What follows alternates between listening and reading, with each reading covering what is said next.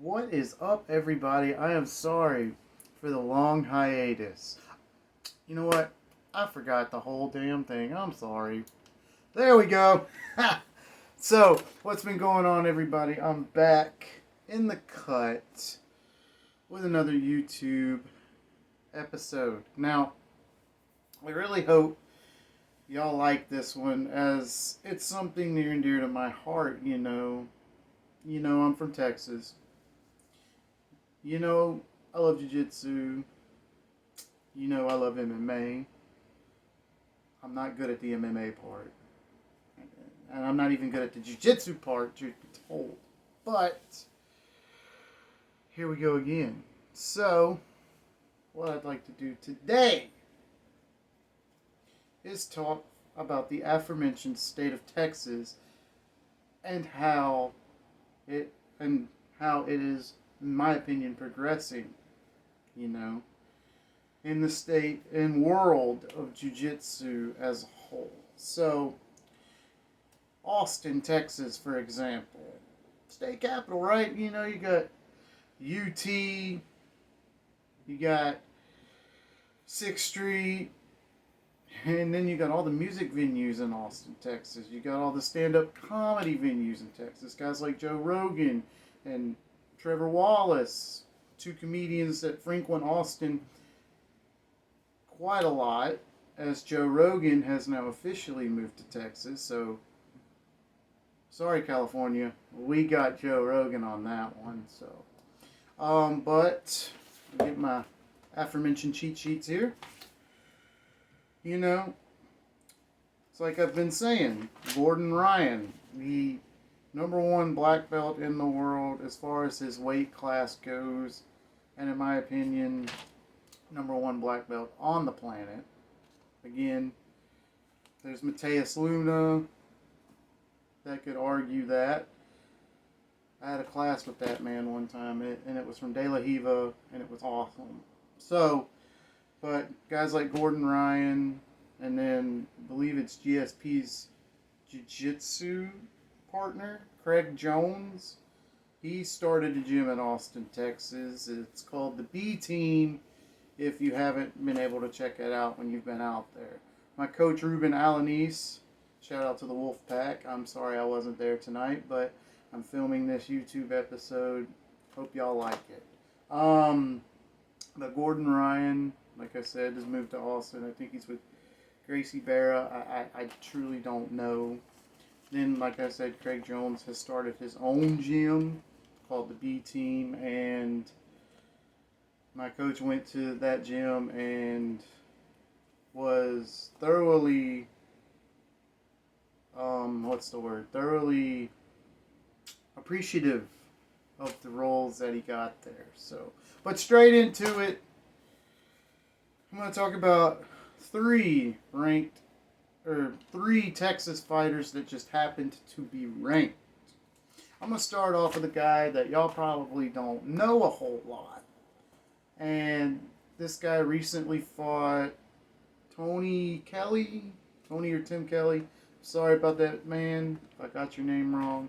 But this man's name is Adrian Yanez. So he shares my older brother's name.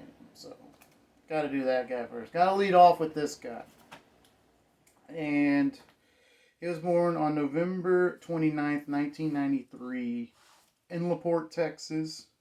For those of you that don't know, LaPorte is one of the many suburbs of Houston, Texas. I believe it's South Houston, past the shit channel.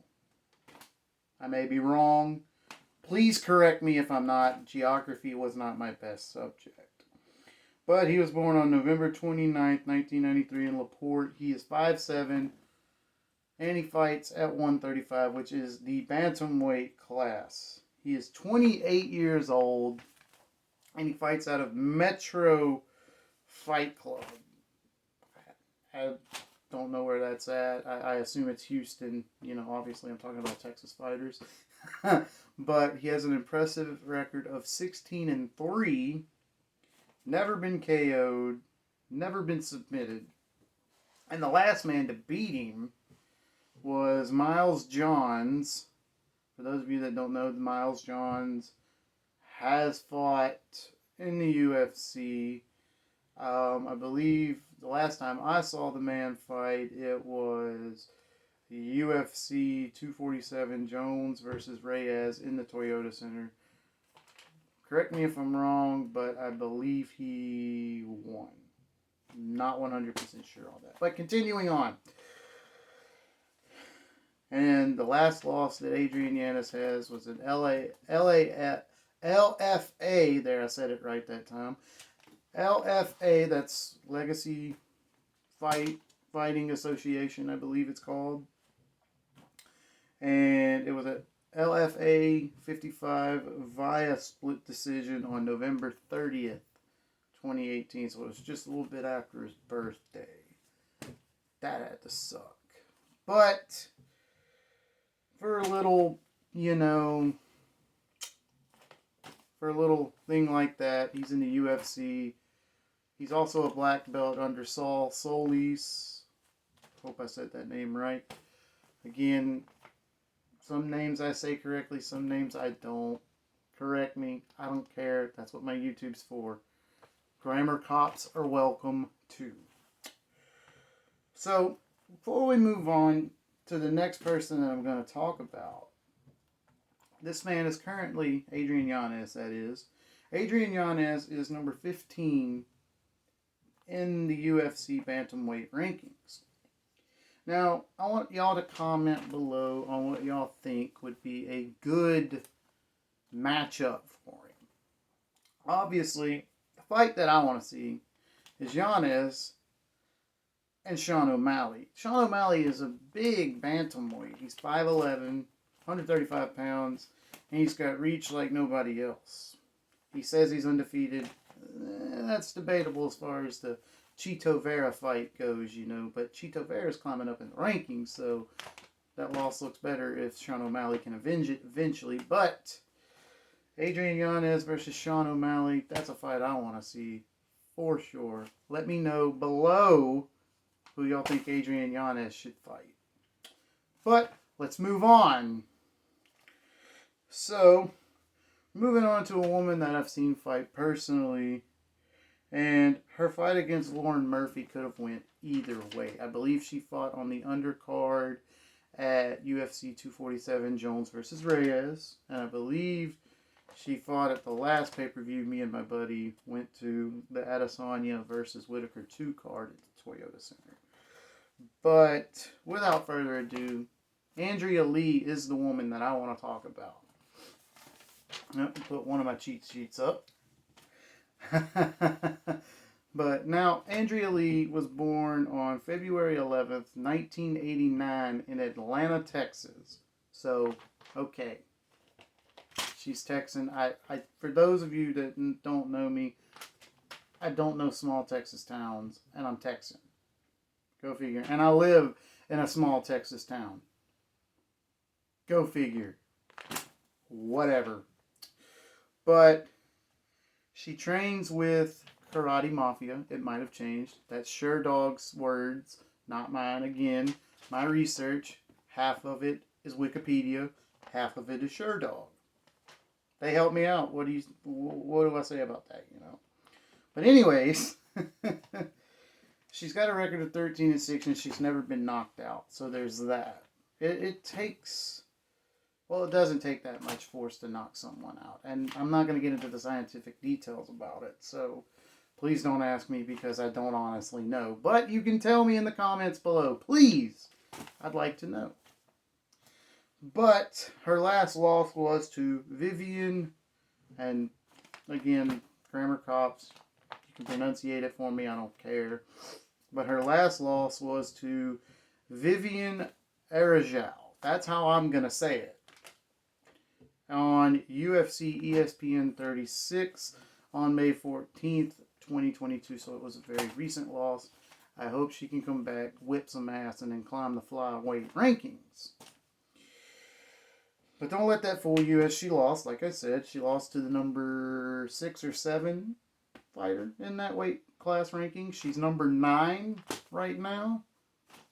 So, without further ado, let's get into her personal accolades. And I actually had to research some of this because she's quite affluent in the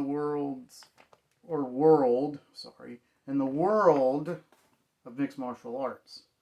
So, she's not only a brown belt in Brazilian Jiu Jitsu, my head coach, as I've mentioned several times, is a brown belt in Brazilian Jiu Jitsu.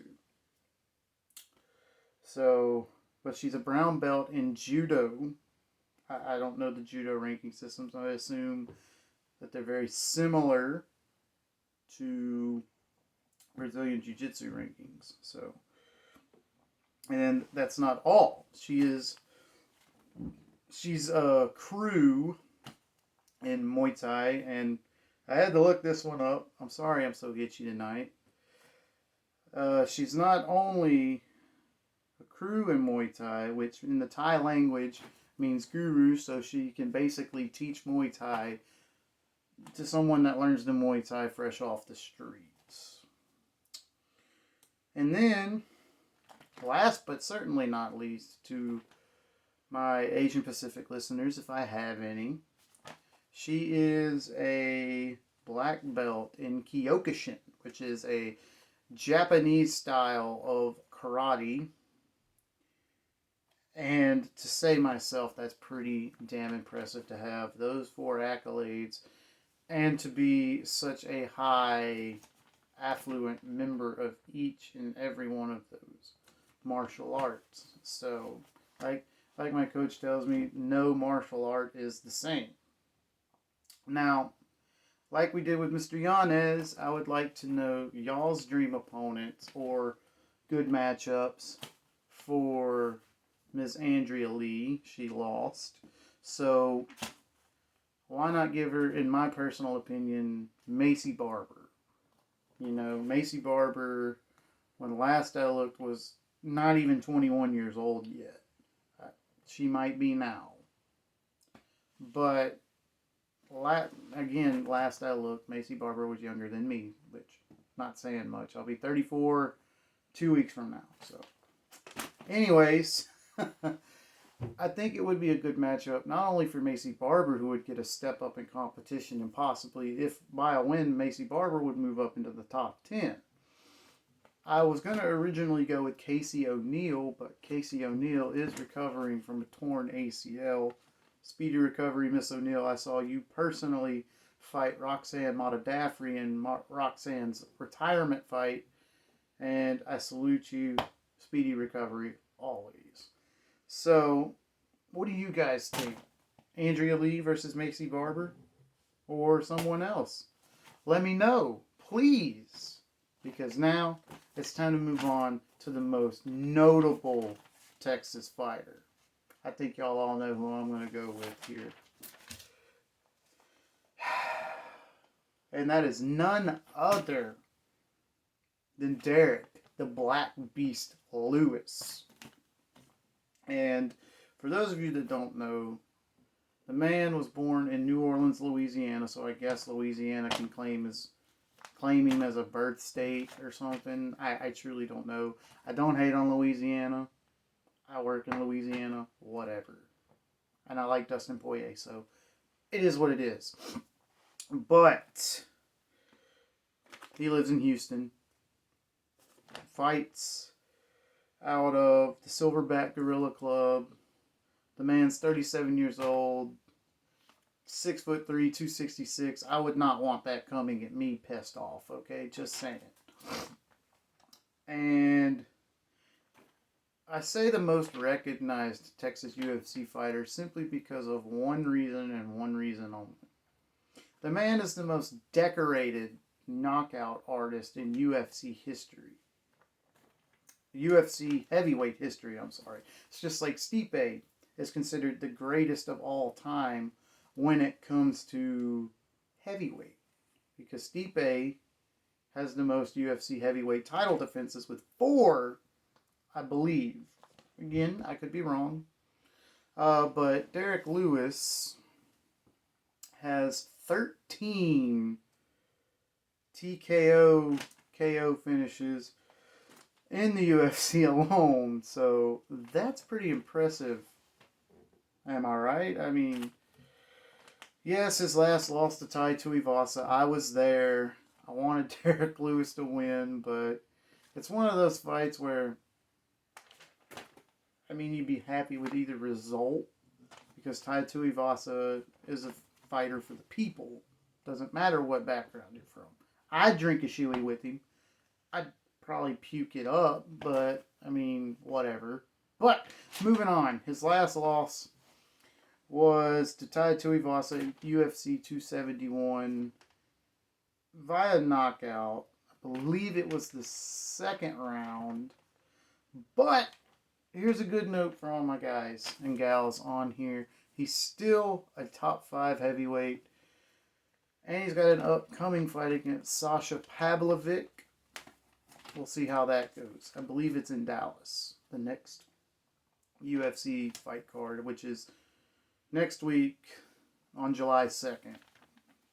So, and as of Wikipedia's last word, my man Derek Lewis, not only the most decorated knockout artist in UFC history, but he is a blue belt in Brazilian Jiu-Jitsu, which I've seen some pretty big blue belts, ladies and gentlemen.